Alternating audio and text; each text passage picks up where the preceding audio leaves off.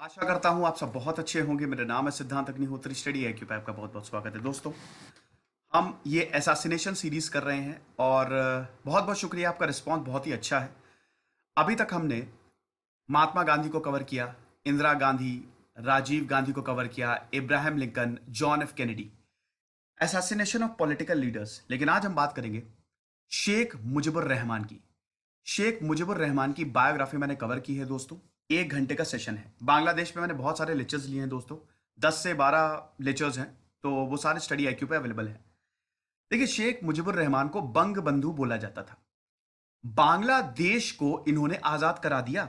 ठीक है, बांग्लादेश पहले ईस्ट पाकिस्तान बोला जाता था और ईस्ट पाकिस्तान को इन्होंने बांग्लादेश बना दिया भारत की मदद से।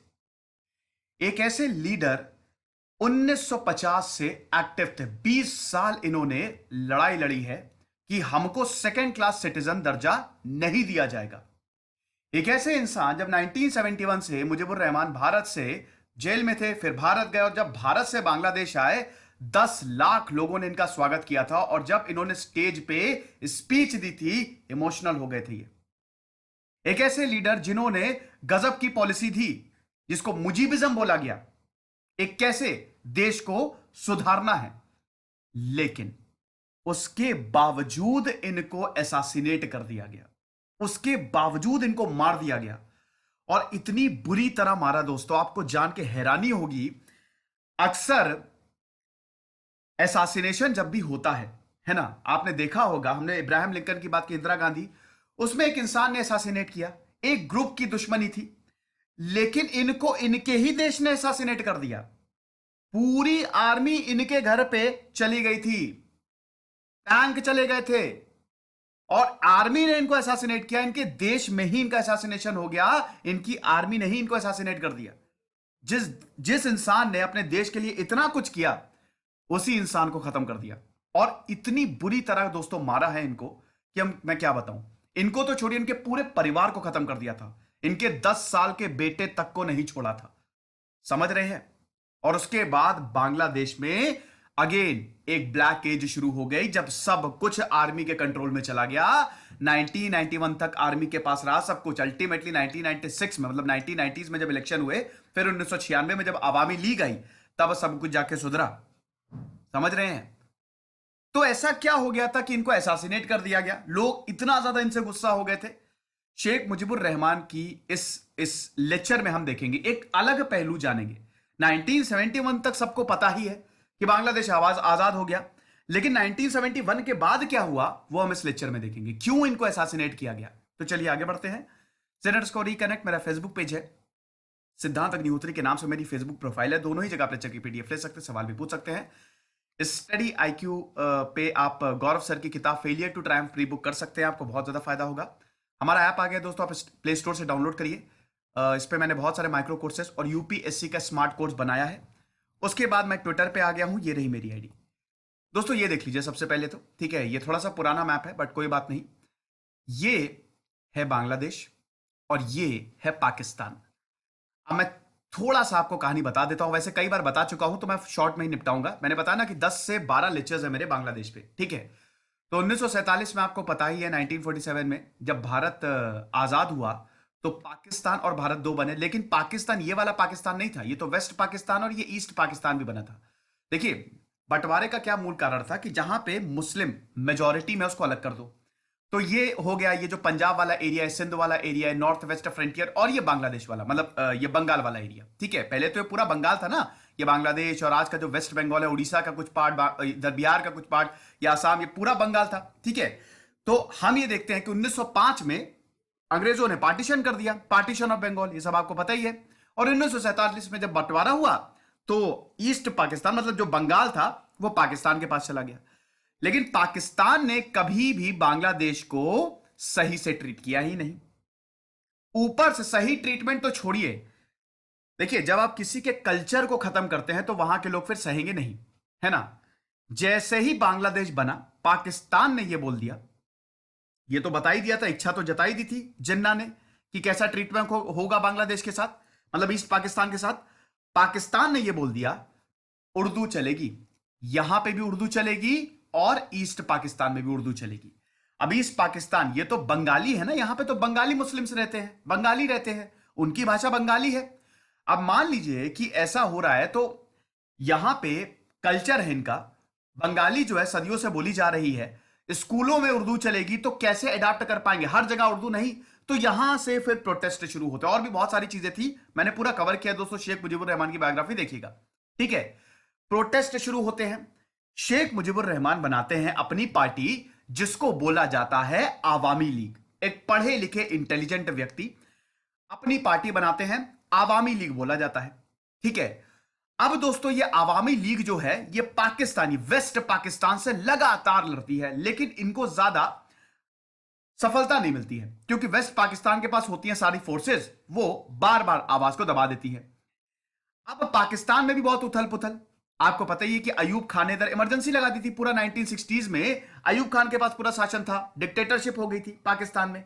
अयूब खान की बायोग्राफी मैंने रिव्यू किया, पाकिस्तान का पूरा इतिहास मैंने कवर किया है दोस्तों, आप देखिएगा।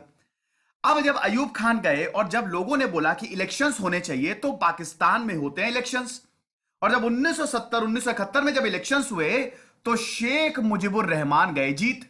आवामी लीग मतलब पाकिस्तान ने कभी भी ईस्ट पाकिस्तान को अधिकार दिए नहीं, लेकिन जब इलेक्शन हुए 1971 में, तब हम देखते हैं कि शेख मुजीबुर रहमान की आवामी लीग यहां पे तो जीती ही जीती, सेंटर में भी बहुत सारी सीटें ले गई।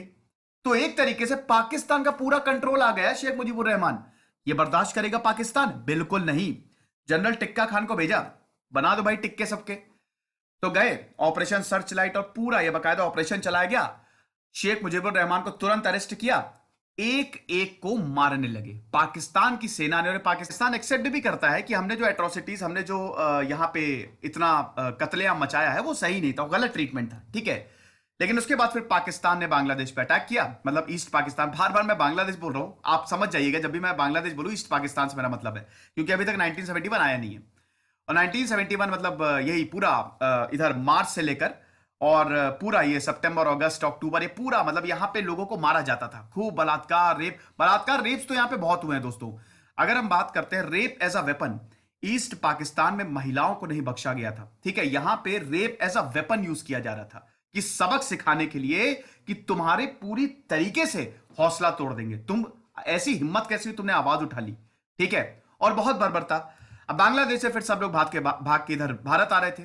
ठीक है ना, आप देख रहे हैं ना, ये पूरी जो लाइन है यहां से लगती है। ठीक है, तो इधर आसाम आ रहे थे और इधर पूरा बांग्लादेश में वेस्ट बंगाल साइड, तो रिफ्यूजी क्राइसिस हो गई।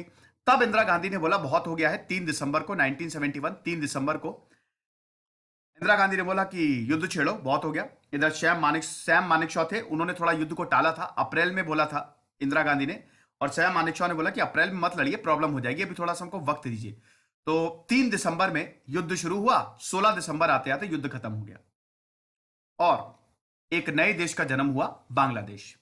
ठीक है, भारतीय सेना ने पाकिस्तान को हरा दिया, पाकिस्तान हार गया, बांग्लादेश का जन्म हुआ। अब हमारी कहानी शुरू होती है। ये तो बैकग्राउंड समझ में आ गया। अब शेख मुजीबुर रहमान जो थे, उनको तो जेल में रखा गया था, फिर वो इंदिरा गांधी से मिले।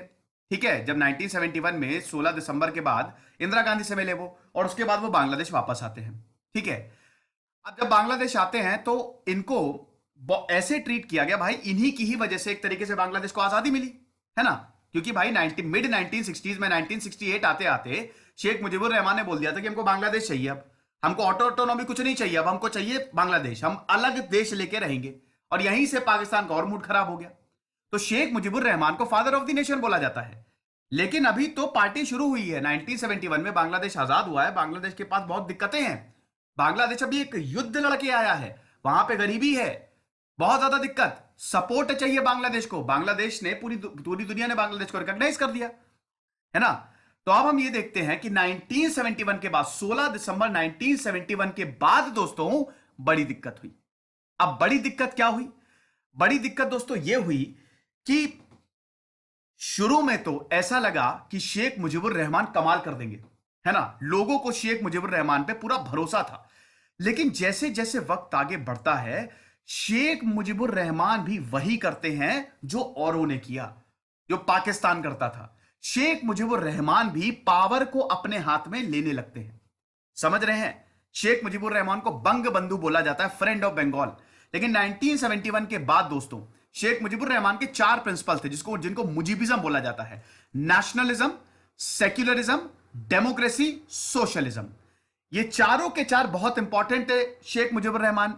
लेकिन सेक्युलरिज्म की अगर बात करें तो यहां पे जो इस्लामिक कट्टरपंथी थे उनको पसंद नहीं आया सेक्युलरिज्म, और शेख मुजीबुर रहमान के ऊपर आरोप ये लगे जैसे जैसे वक्त आगे बढ़ा कि ये सेक्युलरिज्म को छोड़ के पॉलिटिकल इस्लाम की तरफ चले गए। समझ रहे हैं? इन्होंने अल्कोहल को बैन कर दिया, नेशनलाइजेशन पूरा कर दिया, गैम्बलिंग होने लगी। ठीक है, वो सब तो चलिए ठीक है, मतलब गैम्बलिंग को बैन कर दिया, वो सब तो चलिए ठीक है। लेकिन दिक्कत ये हो गई कि जो पैसा था वो लोगों तक नहीं पहुंच रहा था। अल्टीमेटली जब ग्रास रूट पे पैसा जाएगा तभी तो लोग पैसा खर्च करेंगे, मतलब जब लोगों के पास पैसा जाएगा तो पहुंच नहीं रहा था। अब ऐसा क्यों? ऐसा इसलिए था क्योंकि शेख मुजीबुर रहमान की जो सरकार थी वो उसमें बहुत सारे ऐसे लोग थे जो हाईली करप्ट थे। जो लीडरशिप थी, इफेक्टिव लीडरशिप शेख मुजीबुर रहमान कभी दे ही नहीं पाए। करप्शन बहुत ज्यादा था इनकी सरकार में। ऊपर से जो इन्होंने पुलिस बनाई थी, ठीक है, वो और खतरनाक। पॉलिटिकल किलिंग्स होने लगी। शेख मुजीबुर रहमान पे अगर कोई देश के बारे में बताता कि ये प्रॉब्लम है तो उसको मार दिया जाता या उसको बंद कर दिया जाता। बहुत सारे ऐसे ग्रुप थे जो शेख मुजीबुर रहमान के साथ नहीं थे, उनको जेल में बंद किया जाने लगा, उनको टॉर्चर किया जाने लगा। तो एक तरीके से ये जो 4 प्रिंसिपल थे ना, इनसे शेख मुजीबुर रहमान हटने लगे। 1973 में लेकिन इलेक्शन हुए, नया संविधान बना बांग्लादेश का, और 1973 में इनकी सरकार जोर शोर से आई। ठीक है, लेकिन वही बात है ना कि 1974-75 आते आते लोग परेशान हो गए थे शेख मुजीबुर रहमान से। ठीक है, अब उसके बाद दोस्तों इसी दौरान 1974 का फेमाइन आया। ठीक है, ऐसा बोला जाता है कि इस फेमाइन ने 7 लाख से 15 लाख इस बीच में लोगों की जान ली। 7 लाख से 15 लाख इतने लोग मारे गए थे इस फेमाइन में। बहुत बड़ा आंकड़ा है। लेकिन ये जो फेमाइन था 1974 का फेमाइन, ये अभी तक का one of the worst famine बोला जाता है, जिसमें 15 लाख तक लोग मारे गए। समझ रहे हैं? ठीक है, तो पहला हो गया नेशनल रिकंस्ट्रक्शन, ये नहीं कर पाए। ठीक है, ये रीजंस थे क्यों इनको असैसिनेट किया गया। दूसरा 1974 का फेमाइन, अब लोग परेशान होने लगे। और तीसरा और चौथा, मतलब बाकी लास्ट के जो तो पॉइंट है सबसे इंपॉर्टेंट। ठीक है, ये बक्साल और ये 1975 में जो स्टेट इमरजेंसी लगाई, सितंबर 1974 से लेकर अगस्त 1975 तक शेख मुजीबुर रहमान ने पूरी सत्ता को अपने पास रख लिया। पूरा उन्होंने देश में इमरजेंसी लगा दी, और जैसे जैसे वक्त आगे बढ़ता गया वो एकदम डिक्टेटर हो गए, है ना, कि किसी को कोई राइट्स है ही नहीं। और शेख मुजीबुर रहमान ने इसको नाम दिया सेकेंड रेवोल्यूशन। शेख मुजीबुर रहमान ने बोला कि मैं सेकेंड रेवोल्यूशन, दूसरी क्रांति शुरू कर रहा हूं। क्यों? ताकि करप्शन को हटा दूं, एग्रीकल्चर में प्रोडक्शन हो, इंडस्ट्री में प्रोडक्शन हो, ताकि नेशनल यूनिटी बढ़े, पॉपुलेशन ग्रोथ को मैं कंट्रोल कर सकूं। इसके लिए सेकेंड रेवोल्यूशन करना बहुत ज्यादा जरूरी है। लेकिन दोस्तों ये सेकेंड रेवोल्यूशन बहुत ही खतरनाक था। ठीक है, 24 सितंबर 1974 से कोई ये सेकेंड रेवोल्यूशन शुरू हुआ, और 24 सितंबर 1974 को शेख मुजीबुर रहमान ने बोला कि ये दूसरी क्रांति है बांग्लादेश की। समझ रहे हैं? दिसंबर 1974 आते आते, दिसंबर 1974 आते आते स्टेट इमरजेंसी बांग्लादेश में डिक्लेयर हो गई। समझ रहे हैं? स्टेट इमरजेंसी डिक्लेयर कर दी। और उसके बाद दोस्तों 24 फरवरी 1975 में एक ऐसा डिसीजन जिसने सब कुछ बदल दिया, बक्साल का फॉर्मेशन। अब ये बक्साल क्या है दोस्तों? बक्साल है बांग्लादेश कृषक श्रमिक आवामी लीग। शेख मुजीबुर रहमान ने एक नई पार्टी बना ली, बक्साल आवामी लीग को भी इसमें मर्ज कर दिया। उन्होंने बोला अब से जितनी भी पार्टीज हैं बांग्लादेश में वो बक्साल को ज्वाइन करे। जो बक्साल को ज्वाइन नहीं करेगा उनको हम उठा के जेल में डालेंगे। आउटलॉड है वो। ठीक है, उनको कोई राइट्स नहीं, कुछ भी नहीं। हर किसी को, हर पॉलिटिकल पार्टी को बक्साल को ज्वाइन करना ही करना है। बाकी सारी पार्टी को इन्होंने बैन कर दिया। समझ गए?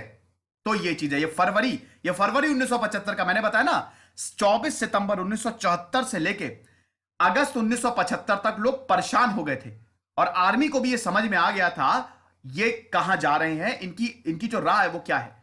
ठीक है, और आर्मी को एक अच्छा मौका भी मिल गया था। जून 1975 आते आते इन्होंने न्यूज़पेपर्स को भी बैन कर दिया दोस्तों। और जून में ही दोस्तों इन्होंने नया कॉन्स्टिट्यूशन बना दिया, मतलब एक तरीके से कॉन्स्टिट्यूशन में कुछ बदलाव कर दिए। अब कॉन्स्टिट्यूशन में बदलाव क्या थे? अमेंडमेंट फोर्थ अमेंडमेंट, जिसमें एक्स्ट्रा ऑर्डिनरी पावर्स मिल गई शेख मुजीबुर रहमान को। समझ रहे हैं? तो ये सब कुछ हुआ एक के बाद एक, जैसे जैसे महीने पास होते जा रहे थे सितंबर के बाद, वैसे वैसे शेख मुजीबुर रहमान के पास आ गई ताकत। अब आर्मी जो है, आर्मी देखिए शेख मुजीबुर रहमान के, देखिए ताकत आपके पास कब रहेगी? जब आपकी इकोनॉमी बहुत बढ़िया, मतलब आपके पास जब पैसा रहेगा, और जब आपके पास ताकत यानी कि आर्मी रहेगी। ठीक है, आर्मी और पुलिस, जिस दिन आर्मी और पुलिस ने विद्रोह किया उस दिन आप गए काम से।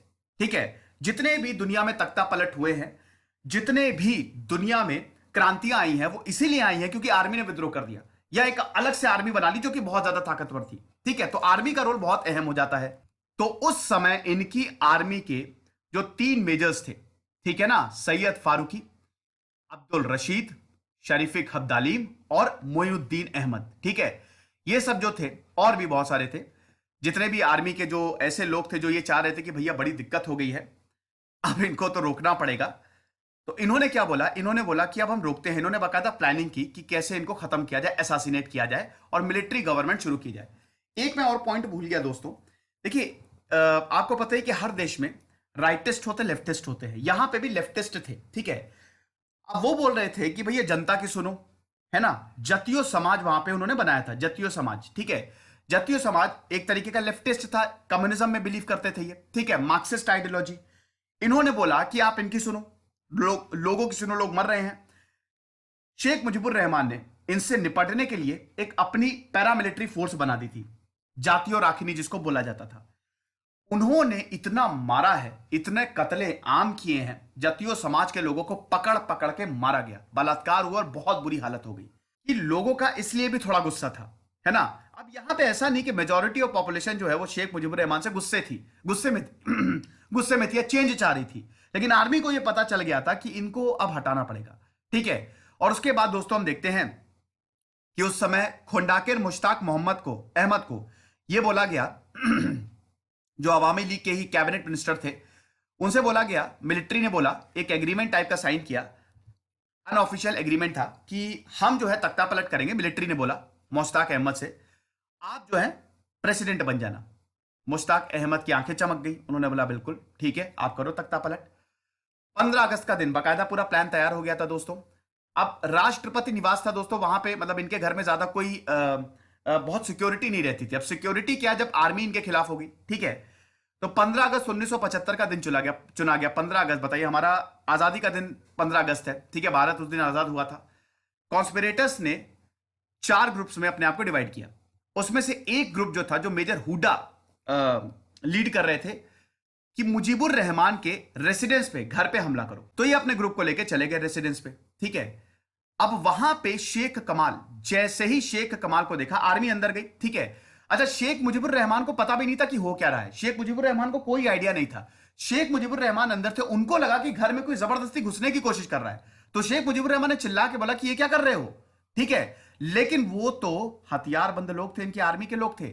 जैसे ही शेख कमाल, जो कि सन ऑफ मतलब मुजीबुर रहमान के बेटे थे, उनको वहीं पे रिसेप्शन पे ही गोली मार दी और वो तुरंत गिर गया। अच्छा, शेख मुजीबुर रहमान ने जब गोलियों की आवाज सुनी तो तुरंत नीचे आए, वो सीढ़ियों से उतर रहे थे। और जब शेख मुजीबुर रहमान ने देखा कि ये तो आर्मी वाले हैं और बंदूक लेके खड़े हुए हैं, तो मुजीबुर रहमान ने पूछा, एक इंसान जो अपनी स्टेन गन लेके खड़ा हुआ था, और वो लोग भी डर रहे थे। ठीक है, जो यहां पे आर्मी वाले थे, जो अटैक जिन्होंने किया था, जिस ग्रुप ने, वो भी थोड़ा सा, क्योंकि मुजीबुर रहमान का ऑरा बहुत बड़ा था, लोग उनको हीरो मानते थे, लग रहा था कि अगर हम इनको असैसिनेट करें तो दंगे ना हो जाए। ठीक है, और कुछ लोग मुजीबुर रहमान से सिंपैथी भी रखते थे। तो वहां पे जिसके पास बंदूक थी, मुजीबुर रहमान ने उनसे पूछा कि तुम क्या कर रहे हो, ये मुझे मारोगे तुम? और मुजीबुर रहमान ने पता क्या बोला कि तुम मुझे मारोगे, मुझे पाकिस्तान तक नहीं मार पाई, तुम मुझे मारोगे, देखो कितनी ज्यादा ताकत है। और उसके बाद जिसके पास बंदूक थी, ठीक है, पीछे मेजर हुड्डा ने बोला कि चलाओ गोली, और उसने अपनी पूरी स्टेन गन मुजीबुर रहमान पे खाली कर दी। और यहां पे मुजीबुर रहमान सीढ़ियों से उतर रहे थे, जैसे ही गोली चलाई उस सीढ़ियों से गिरे वो जमीन पे। ठीक है, उसके बाद दोस्तों हम ये देखते हैं कि जो भी शेख मुजीबुर रहमान के साथ था उनको भी मार दिया था। जो उनकी वाइफ थी, ठीक है, फजीतुल्ला निसा मुजीब, उनको भी खत्म कर दिया, जो कि ऊपर थी। इनके छोटे भाई को मार दिया, समझ रहे हैं। इनके नौकरों को मारा, जो इनका छोटा बेटा था जो सिर्फ और सिर्फ मतलब ज्यादा बड़ा नहीं था उनको मारा, और जो इनका सबसे छोटा बेटा था 10 साल का शेख रसल, उनको भी मार दिया, और एक आर्मी ऑफिसर को भी मार दिया, और जो 2 बहुएं थी शेख मुजीबुर रहमान की उनको भी खत्म कर दिया, सबको मार दिया, पूरे परिवार का नामो निशान मिटा दिया दोस्तों। लेकिन 2 लोग बच गए थे, वो थी शेख हसीना और शेख रेहाना, जो कि शेख मुजीबुर रहमान की बेटी थी।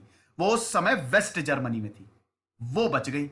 अगर वो उस समय घर पे होती तो आज बांग्लादेश में आपको आवामी लीग देखने को नहीं मिलती, शेख हसीना आपको देखने को नहीं मिलती।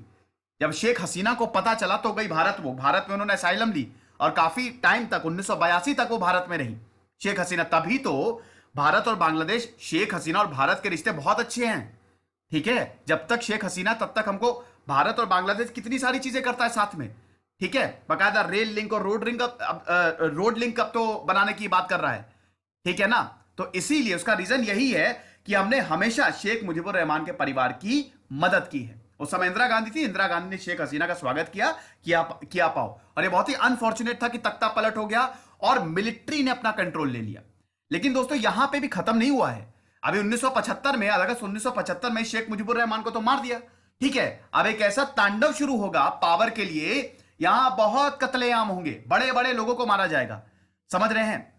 तुरंत ही हम देखते हैं दोस्तों कि जैसे ही शेख मुजीबुर रहमान को मारा, शेख मुजीबुर रहमान के जो सपोर्टर थे, जो प्राइम मिनिस्टर थे, जो वाइस प्रेसिडेंट थे, उनको तुरंत अरेस्ट कर लिया, ठीक है। और बाद में 3 महीने बाद इनको भी मार दिया। फिर मुश्ताक अहमद को प्रेसिडेंसी दी गई, लेकिन दोस्तों फिर से तख्ता पलट हो गया, ठीक है। फिर से तख्ता पलट, 1 महीना भी नहीं हुए थे, 3 नवंबर 1975 में फिर से तख्ता पलट खालिद मुशर्रफ ने कर दिया, ठीक है। जिया उर रहमान से यह बर्दाश्त नहीं हुआ, अगेन 4 दिन बाद एक और तख्ता पलट हो गया। खेल एक तरीके से चल रहा था बांग्लादेश में, और जिया और रहमान के पास फिर फाइनली पूरी ताकत आई, ठीक है। और ये सब दोस्तों मिलिट्री रूल जो था वो चला। और आपको बता दूं कि 21 साल तक, 1975 से लेकर 1996 तक शेख मुजीबुर रहमान का नाम ही मिटा दिया था। इतिहास से नाम मिटाने की पूरी कोशिश की थी, किसी ने बात नहीं की थी। जब 1996 में आवामी लीग सत्ता में आई, तब जाके शेख मुजीबुर रहमान का वहां नाम दोबारा लिया गया, समझ रहे हैं। फिर दोस्तों ये जो मिलिट्री रूल है ये 1990 तक चला और फाइनली इलेक्शंस होते हैं, ठीक है। अब वो मैंने पूरी कहानी कवर की है। शेख हसीना की बायोग्राफी, मतलब 1975 के बाद, 1975 से लेकर 2020 की ये कहानी मैंने पूरी कवर की। आप शेख हसीना की बायोग्राफी देखिएगा, समझ रहे हैं। तो ये कहानी थी दोस्तों assassination of Sheikh Mujibur Rahman. I hope आप समझ गए होंगे। खुश रहिए, पढ़ते रहिए। जैसे सिद्धांत अग्निहोत्री, साइनिंग ऑफ।